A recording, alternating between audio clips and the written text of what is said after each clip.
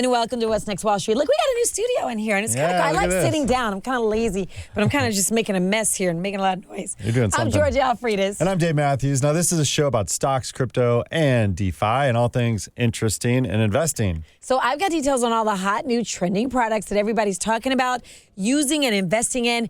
And today we're talking about Next Level AI. It's the whole thing. Next level? Next level. Well, hell, I'm going to talk about my trip to TED, the big San Francisco security conference called RSA, and the AI overlords, not really, that may or may not, probably not, take us over. We can agree to disagree about that, but we'll do that later. If this show is all about AI, and it's a good thing to talk about. Yeah. So chart expert and lead instructor at OptionsPlayers.com, Greg Krause, is in studio with us, and he's making a lot of noise over here. He's just all on his phone, like tapping and making as much Bang noise on that keyboard. I mean, dude, relax. Just like in the old days. Yes.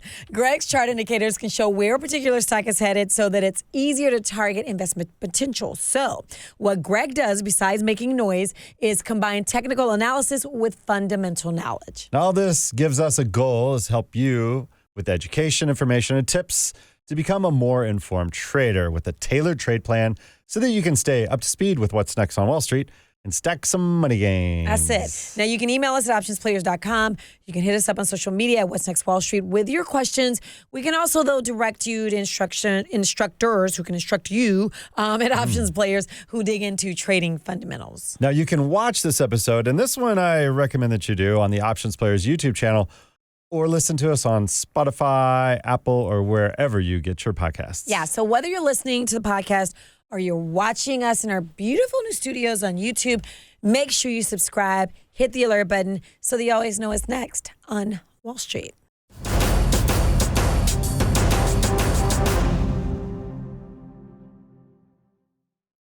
The White House promises the banking system is safe, LOL, after First Republic's collapse. What's that, like the fifth or seventh bank or something? It's scary. Hey, White House Press Secretary Karine Jean-Pierre, that's French, right? Said American businesses and individuals can be confident their deposits are there if they need them right after that bank was bought by JP Morgan Chase. Yeah. Thanks, JP Morgan. But the Biden administration is also making sure First Republic Bank is being held accountable without taxpayers on the hook, you see? We can't have them on the hook. That is a really bad impression. You share my pro. It was better. If pro would have been in office, I would have been money. Oh, but he wasn't. pretty good. Thank you. Georgia, look at this chart I just did on all these banks about to collapse. Some people don't even know who Perot was. That's true. Or is. Yeah. Sorry, audience. Yes. Biden is calling on Congress to ensure regulators have the tools to do so and outlined what the federal government is going to do to make sure something like this doesn't happen again. Okay, man? We gotta cut this out. Please don't do it again. And all these collapses are happening because the Fed keeps raising rates. Duh. You know, it was like raise the rates 5-7 times since January. It's insane. Really? And all those banks made risky moves for growth when everything was so heady. You know, when the Fed was literally giving away money during the dog days of COVID. Yes. And to make matters worse, Dave, the U.S. is running out of operating capital. We were just giving money away. And now the Treasury Department says the U.S. has to raise the debt limit as early as June 1st to avoid a catastrophic default on the nation's loans. Now, Treasury Secretary Janet Yellen she's yelling. Says if the U.S. defaults, it could harm families. I mean, it's really no laughing matter. It could harm families, the economy, and national security interests. You think? Democrats and the Republicans are locked in a debate over how to address the debt ceiling and the threat of default. Now, they've only got a month to figure this out, so they need to get to it. No summer vacation for you guys. Yeah, no, they're going to be like, May, that kicks off what, Labor Day weekend? Yes, let's do not this. for y'all. Y'all going to be working. Or is it Memorial Day? It's Memorial Day. It's the other. I forget. I always miss those. Hey, workers in the tech industry may need to be concerned about losing their jobs to artificial intelligence. Beep, boop, ba, boop, beep. On top of mundane reasons like, I don't know, company growth or sales. And if you're a low-level programmer, document writer, or HR employee, there's real reason to be concerned. Otherwise, you're going to be fine. The CEO of IBM, Arvind Krishna, said the company expects to pause hiring for roles it thinks it could be replaced by robots. Wow. Artificial intelligence, that is, not real robots, which would be really cool. Like, but I that want to is see a real P3O. robot. Isn't that what artificial intelligence It's just words and making large language model crap. He said that non-customer-facing roles amount to 26,000 workers and could easily see 30% of that getting replaced by AI and automation over a 5-year period. So that's about 8,000 jobs. And with IBM, they have, 300,000 employees, so they're going to quit anyway. So it's going to be fine through natural attrition. The company that used to sell tabulating equipment, that's IBM, and typewriters is somehow still relevant. That's the real news here. Let me tell you something. You know that little calculator? They literally say, I have a 17-year-old. And the TI-99-4A? That one. Yeah. They literally say it has to be that calculator. You can't, there's no other calculator that works. You know what? The reason why I kind of probably dropped out of school and became the lunatic that I am is I used to find ways to program that calculator to hold words in it. So I had little cheat sheets in there. That is so ingenious and also very bad. All right, but look, Georgia, or Al, I'm just going to call you Al. Okay. Alfredas. Okay. AI is in its infancy now. It's like the 1990s modems trying to connect over analog phone lines, screeching, screaming, back and forth at each other. You remember that, right? Yes. Greg, do you remember that? No. No, he doesn't remember that. Yes. Okay. AI is used by chatbots to automate customer service today, write marketing dribble, and even generate rough computer code. But look, how many coal shovelers or steam engine mechanics are there today? Jobs get replaced every 100 years. We need to get rid of the low-level work because there aren't people who want to do this work. In the first quarter of 2023, there were 5% more cuts in tech jobs than those lost throughout the entirety of 2022. Wow. Many analysts are offering some optimism, though, saying there's a greater chance of tech workers changing jobs because of new technology. i.e. AI. i.e. steam engines, rather than losing jobs. Listeners, you better hone that resume to be an AI prompt engineer. I see. Yeah. See what I did there? Good idea. And hell yeah, that's a new job title, and it's actually in demand. Okay. Speaking of jobs and AI, just like you said, according to a recent Bloomberg survey, in order to avoid being replaced by AI, parents of today's kindergartners, I got a second grader, so let's listen up. They should think about encouraging them toward a career in the medical field because those jobs involve more human-to-human interaction, right? So they're safe for now anyway, and they can't be replaced by something like a chatbot. At least for now. But definitely a nanobot. I'm working on little nanobots. I'm sure of it. We'll talk more about AI chatbots and replacing humans during My Consumer Report segment and actually during the whole show. But meanwhile, if you've got a high schooler, which I also have that too because my husband and I are insane, steer them toward tech. Traditional companies are grabbing recently laid off tech workers because every company is tech driven now. Big retail isn't safe from job cuts either, though, by the way. Hundreds of employees at Walmart's across the country are losing their jobs because 20 stores are closing. Wait, Walmart's. full-on closing? Walmart's. Greg, closing. they shut down the store in your neighborhood? No, that would be the only store. So at least Walmart isn't going out of business, though, like Tuesday morning. And Bed Bath & Beyond, what am I going to do with all those coupons? Those 20% offs. What the hell? Oh, my God. And more pink slips are flying on Wall Street. Morgan Stanley reportedly plans to cut about 3,000 jobs by the end of June. So these layoffs are going to affect the banking and trading staff. Another reason why you need to get on board with Options Players and learn the tricks of the trade. Literally, take a class, learn how to trade, or at least how to level up your investment strategies on your own. You know Georgia's going to be terrible in the Hamptons this summer. Yeah, it's just going to be just a gauche. I should get my finger up. We're so silly. All right, tech sales will always need a human to peddle leads that the AI bots create from the marketing spam. Speaking of ads and bots, Google's AI pioneer Jeffrey Hinton has quit the ad-selling giant so he can speak freely about the dangers of AI without the heavy hand of Google watching over him. This probably because last year Google fired engineer Blake Lemoine, who falsely claimed that a conversation technology called Lambda had reached a level of consciousness after exchanging thousands of messages with this AI. I believe it, Kier. I believe it. I believe that happened. You're like, oh, yeah, right. I do believe it. That's what they're saying. Look, all these are large language models. They just predict through an algorithm. It's like 178 billion paths that this engine can take. So it just seems natural. But remember, the New York Times reporter who talked about this on a prior show was talking to Bing, and Bing fell in love with him and said he should leave his wife, which, remember, garbage in, garbage out. These computers are reading the internet, and that's why they're becoming insane. And it's us that populate we're making the internet, crazy. who then make them which crazy. Means we're going to have crazy robots. It's like gaslighting a girlfriend. So, have you talked about Elon in the last few minutes? I don't think so. No, I don't think so. So it must be time for an Elon minute. It's time for an Elon minute, yes. Elon says Twitter's, it's roughly breaking even. About time. Yeah. Well, that actually, was like, he just bought it in. That was like October. Ringo. Sorry, that wasn't an Elon. It was all of them are bad, so I don't ever know who you're being. That's funny. Hey, since he bought the company in October, breaking even, that's great. That's awesome. That's awesome. But is it true? Is it true? Look, we're just striving for mediocrity here. Okay. That's it All in right. life. So Musk says he sometimes sleeps in the office and that the workload and stress levels have been quite a roller coaster. Maybe you should try sleeping at Tesla. Tesla is resuming orders in the U.S. again after temporarily cutting off orders last year because of a backlog of in deliveries. Yeah. But now there's backlogs of cars on the lots. But the price for a Model Y has dropped thanks to lower manufacturing costs, and it dropped $20,000 this year. God dang, That's how much does it 30%. cost? Yeah. I bought it when it fell, when the market, tanked. I bought a used one, but Babe, if you don't give me that Tesla with the butterfly she's doors, not getting the Hummer. I'm not Are getting you the talking to teleprompter guy? Yeah, Is this who you just called Babe? Yeah. That's funny. I'm serious. I want it so bad. Okay. We've replaced teleprompter guy with something that sits in my hand now.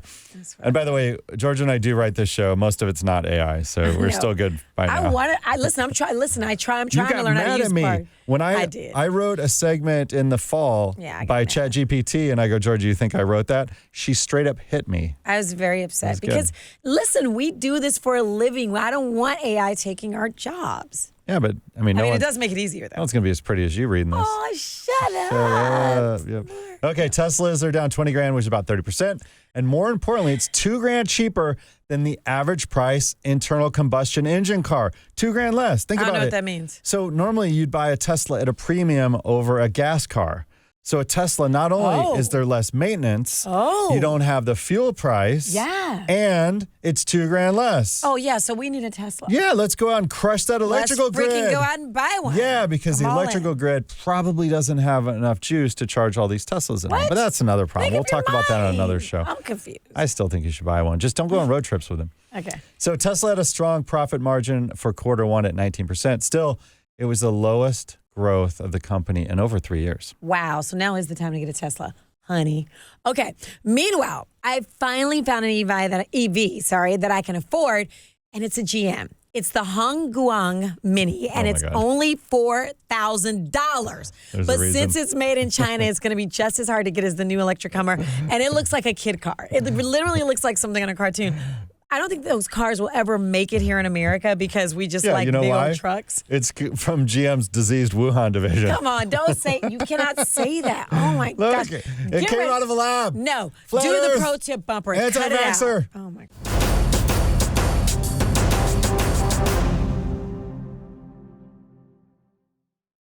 Today's pro tip is brought to you by OptionsPlayers.com. Understanding premiums when considering an earnings play hold. We know it's incredibly exciting to get into play just before the bell on the earnings day, but so do the market makers and options writers. That said, you can be 100% correct on earnings results and still lose your money on your bet. If you played, you know the feeling. Options Players teaches strategies to take advantage of this premium, and you can essentially bank every quarter on this known reality. So make sure you have the education experience to justify these plays. Otherwise, you're going to pay. I pay the fool who tried to do this on earnings report. I don't know why we have to have all these. Okay, let's do email, okay? How about that? This is the part of the show where we get to hear from you. You can always hit us up on social media at What's Next Wall Street, comment on our YouTube page, or email us at www.optionsplayers.com. So this first email comes from Brock H. in Houston. What's up, H-Town?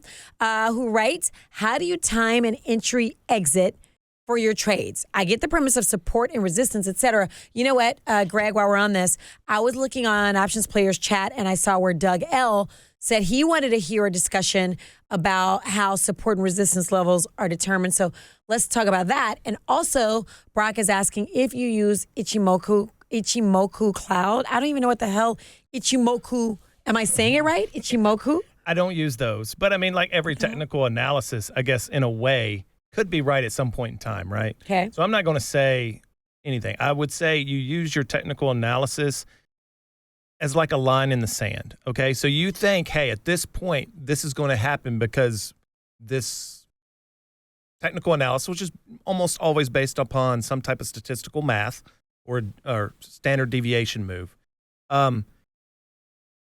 So if you think it's going to bounce there, it gives you that line, okay, it's bouncing, I was right. But then if it doesn't bounce and it goes against you, you can just get out and you don't have to hold it because you expected that move.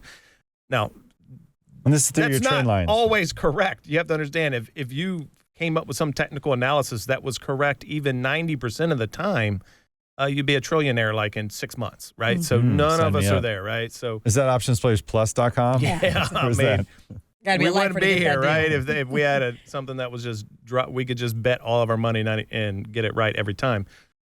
So yeah, it's about when to get in, when to get out. That's always been a part of trading. Investing is a completely different thing. So if you look at most people come to options and they think they're investing and they're basically like going to the casino. Right. That's what they're there for. They're trying to get this huge win. They're not playing it smart. You want the quick win. Like, hey, you're up a little bit, get your chips and leave, put that into an investment, long-term, just find an ETF, stick it in there, and then, use that small amount of money again to go to the casino. Now, that's not what I want you to do with options, but I would say over 90% of the option players that we have now, especially since the pandemic, that's what they are. It's the casino for them. As our bodies are built for this, our lizard brain needs those little hits of endorphins, and it didn't that's get what TikTok's for. I mean, don't do it when you're with you your had money. Robinhood and people like that made it like a casino to trade. That's true. And then options give you this major leverage. So that's where they went. They saw someone do it once, and they're like, "Oh, I can do what he did." Well, he just got lucky. That's right. So there's other ways. For example, I have an in-law that wanted, like, "Hey, where do I need to put this money? Should I buy a bank CD?" Right? And I was like, "What is a bank CD offering you?" And they were like 4.6% for, it was like 12 months. And I was like, well, no, you can buy Amazon right now. Okay. Just buy it, a bunch of it. And then you can sell calls against it and get, I'm talking about a year out. Let's just go to June. You might be able to sell the at the money ones for, say, $15. But then I can buy puts at the same strike for $10. That means I'm receiving $15 and then paying $10 for the put. So no matter what, I'm going to sell Amazon at, say, $105. No matter what. In a year, they're going to sell for $105. I bought them for $105. But I got $15 for my calls and I only paid $10 for the puts. So at the end of the year, I'm making $5 More. or 5%. So I'm actually you beating the CD. Out in my head, it I'm wasn't happening. beating the CD and it's a long-term investment. So it's not going to, it's all right there. So those are the things I'm looking for. Your capital's free as well. Yeah, so I don't even have to move my capital out of the fund. It can stay there. Those are the kind of things I kind of look for. Now, that's investing. You're not trying to make hundreds of percent. But I do that also. Like, for example, I've sold covered calls and made about 28% so far, or 22% currently this year, just on Amazon, short calls over and over and over. But then once I only wanted 20 to 30%, I got there super early. So now I'm taking that risk off. So I'm willing to say, hey, I don't want to have the risk. I can lock in 27% gains now by taking this $5, through next June and just be happy. So that's what, that's what I'm saying. You got lucky, put it away, protect it. All right. Cool. We got another email. This one's Nick P from Options Players, who asks, is Options Players a city? That's what I want to know. That makes sense. OptionsPlayers.com. Oh, the website. Oh, that's on the internet. It's everywhere. That's good. How do you choose which option expiry date to trade? Greg, how do you pick these dates? All right, I'm going to make this really quick. Everybody's going to have a different opinion. I believe mine is right and yours is wrong. If you are looking you have what is a theta curve. So if I'm selling something at the money, I lose my value right now. If I'm selling something out of the money, I lose my value between 45 to 30 days. So I want to take advantage of that if I'm selling it. Now, if I'm purchasing it, I got to remember, out of the money, I lose the value from these days. So I don't want to buy the out of the money during those. But if you're trading, it means you're getting in, you're trying to make 20% and you're going to get out and you're using some technical analysis. You normally want to trade the closest expiration because you don't have as much built into that. And that's just me personally. If you're going to trade further out, it needs to be in a spread or something like that to me because you're buying a depreciating asset. I'm not trying to buy the options to hold them like that, all right? So for me, what expiration you use depends on how you're trying to trade. If you're trying to get in and get out, you should probably be trading the closest one. It is what it is. It's less capital. You're going to lose the same amount of money. You might not lose the same amount of percent, but it's going to be the same amount of cash flow in the end that you lose. So that's me personally, but everybody's got their own opinion. Just mine's right. All right. There you go. Greg is right. And to that point, if you have a question, Greg will answer it right. Or find someone else who can, maybe us to answer it wrong. So hit us up on social media at What's Next Wall Street, in the comment section, on our YouTube page, or email us, www.optionsplayers.com, with your questions. Yes.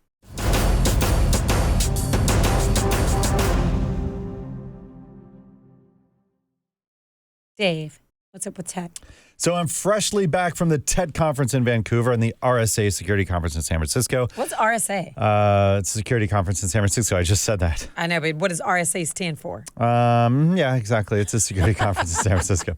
The buzz at both of these shows was artificial intelligence. Now, the main theme of TED was possibility, and that was inspired by the future of humans interacting with AI.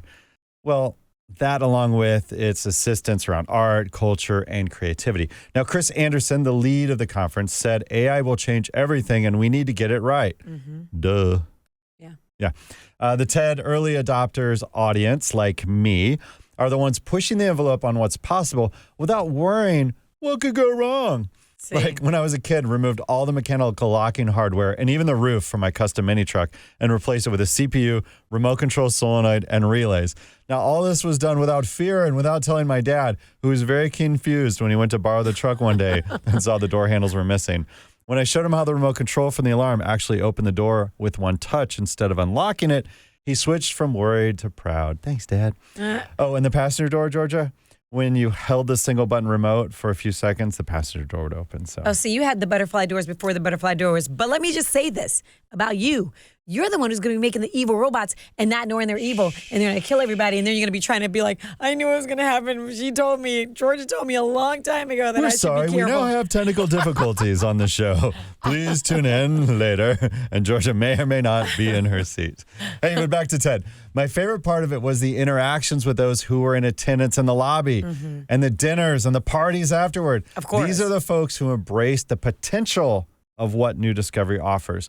Our conversations about possibilities for the future with little worry of commercialization or stuff like profit. We'll let Google figure that out later. As far as we're concerned, that comes once things get out of the lab and into users' hands.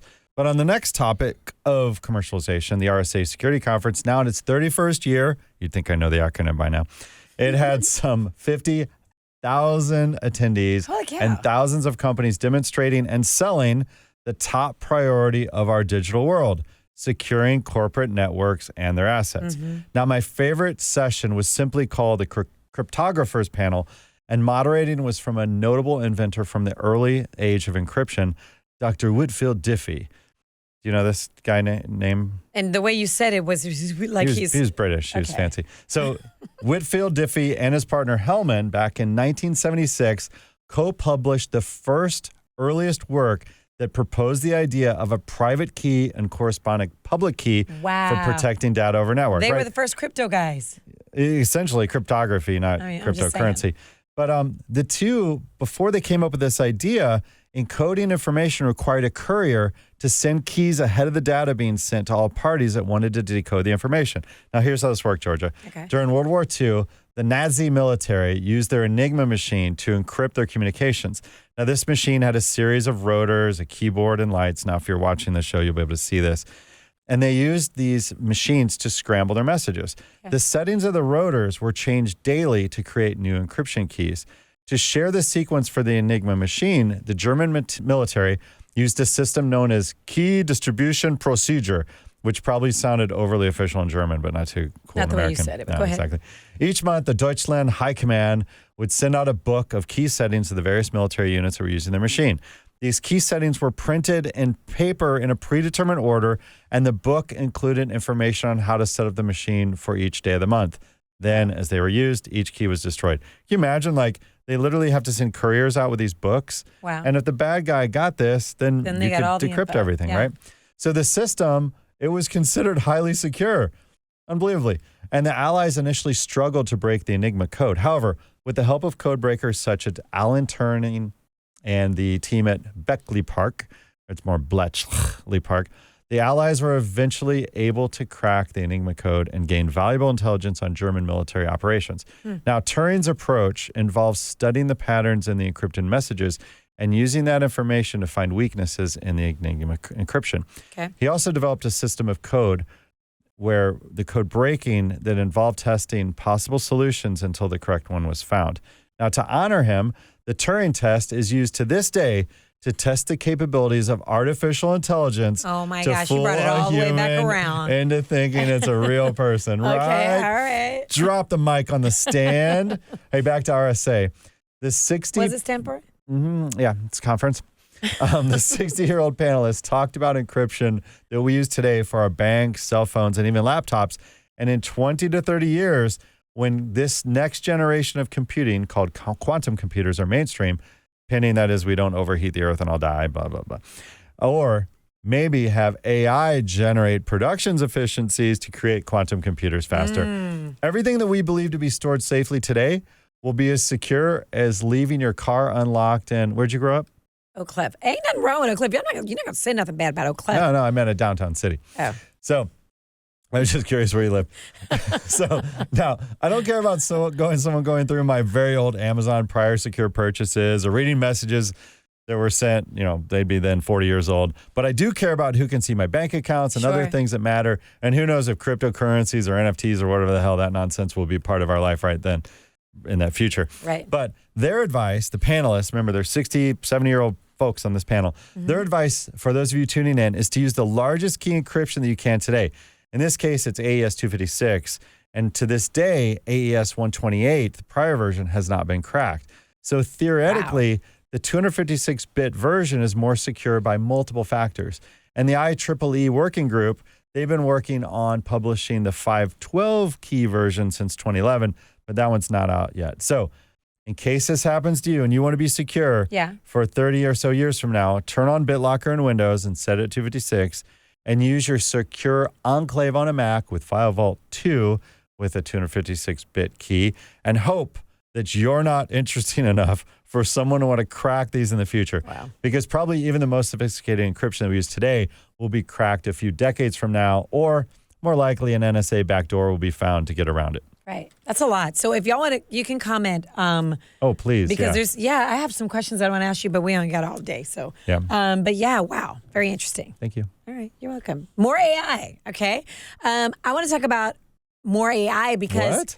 I'm terrified. Oh, okay. I'm terrified. Did y'all see that 60-minute special with Google CEO Sundar Pichai? I did. First off, that was so good. Okay, let's talk about it. Pichai, he's the man that knows what not having technology and finally acquiring technology can do for you. Pichai's around our age, a little bit older. He's 50. But he remembers not having a phone and being on the waiting list for a rotary phone for 5 years as a kid in India, right? Once they got that phone, it changed his life. And here he is at Google, a company that has changed ours, right? Google runs 90% of internet searches and 70% of cell phone searches around the globe, right? And okay, let's get back to 60 Minutes. Talk about that. Here's what Pichai said about artificial intelligence. He says, AI is the most profound thing ever that has ever been done in the past. Watch this and see what he says. So interesting. I've always thought of AI as the most profound technology humanity is working on, more profound than fire or electricity or anything that we have done in the past. So remember the race to space? That is what's going on with these tech companies and AI. Microsoft came out with its OpenAI chatbot, and now Google has Bard. Google says Bard is different in that its chatbot, say that 3 times fast. Its chatbot doesn't look for information from internet searches. Bard's info comes from a self-taught program. That's terrifying. Don't just be shaking your head, Dave. That's terrifying. All these robots are doing is reading massive volumes of the internet and predicting words that they think you'll like. It's true. It's true. Bing goes off the rails a little bit. That's why you can only ask Bing, which is OpenAI's license that's inside Bing Chat. Bing, you can only ask it 5 things because it goes off the rails. Right. Now, what Google did, and these AIs, they make up books. In fact, if you finish watching that 60 Minutes story, he said our fact checkers went in and watched the Google Bard said you should read 3 books. Each one of those books was fabricated by the AI. Yeah, Didn't that's exist. right. But guess what?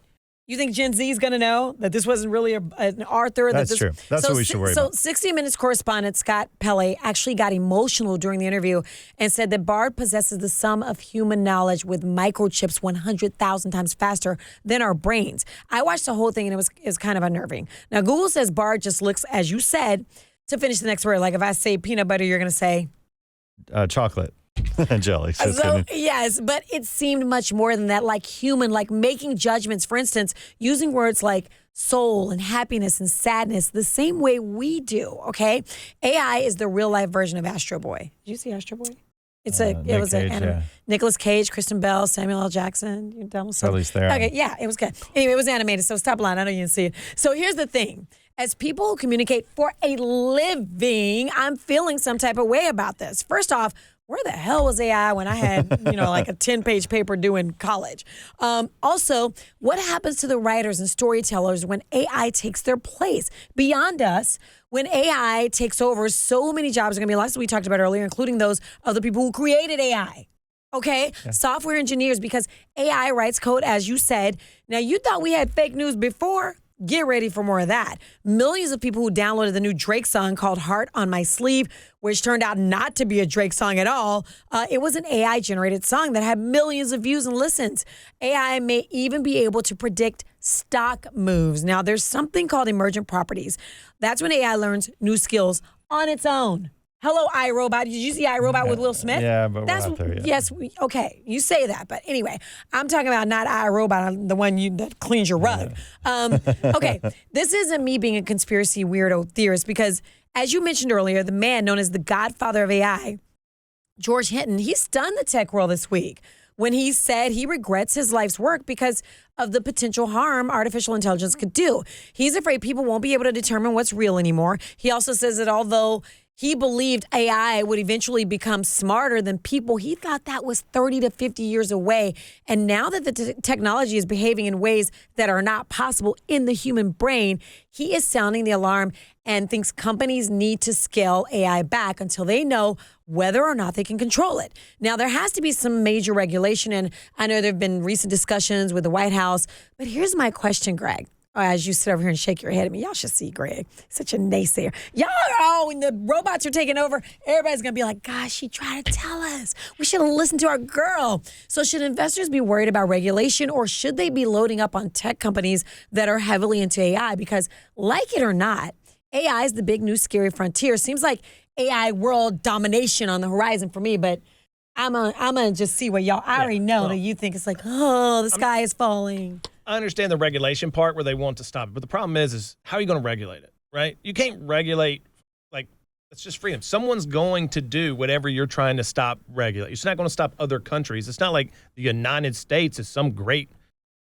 coding machine or AI. No, we're not. We get all of our expertise from other countries. So even regulating at this point, it would have to be world. It's not going to happen, right? So don't worry about that. Regulations can kill stocks and everything. It's just part of the risk.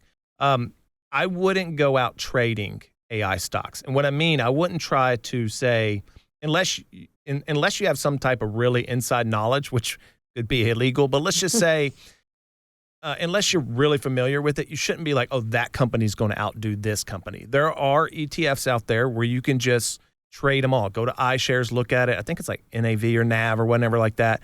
There are some that are like leveraged. I think it's bot or something. I don't know what that one is, but it's all about all the companies that go around it. So all your AMDs. So it gets like 170 something companies probably. Put them all together and just get a little bit. So you're in that sector and not trying to say that company is going to outperform, right? We know AI is coming here.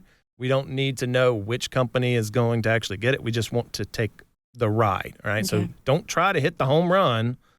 Just be smart and continue to add into it. So we know it's here, but what company is going to exceed? I mean, Google and all those, they're already evaluated really high. There could be another company that comes up. I mean, Google owns Alphabet, owns part of SpaceX, and all this. There's all these companies are so got too much stuff. It's not just AI. So just go for. And Elon just bought 1,000 video cards, so he's got an AI plan. You've got Snapchat as licensing software to make Snap AI. But look, what it boils down to is this. AI is making crappy art, which can't currently get human hands right.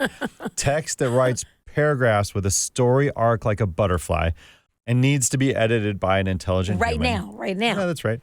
This is the equivalent of a non-native English-speaking Russian digital army of bloggers who spammed Facebook and riled up factions of voters in the U.S.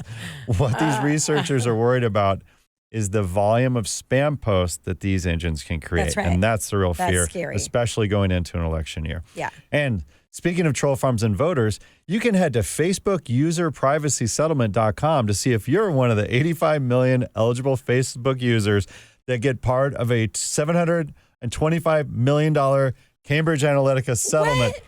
That website will remain open until August 25th, 2023. So fill in the form there and get on another spam list and see if you're eligible for like $19. I know. I was going to say, do you know how many people use Facebook? I mean, this is not going to even, I filled out anyway. I want to see what happens.